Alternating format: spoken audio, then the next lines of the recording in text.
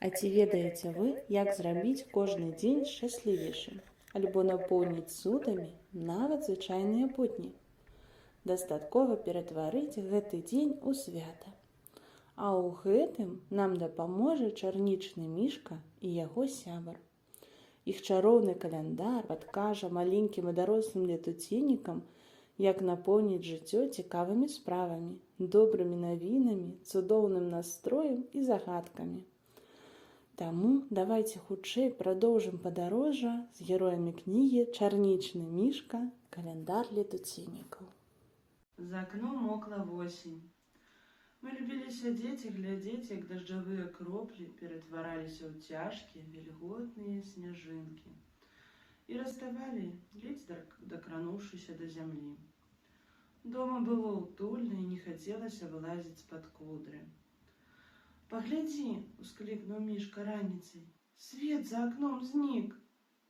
Я засмяяўся. Мой чарнічны сябар здаваўся такім мудрым, але часам не разумеў самых простых рэчаў.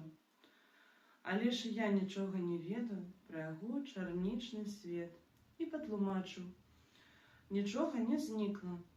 Гэта туман. «А што такое туман?» — спытаў ён. «Воблака, якое баіцца вышыні».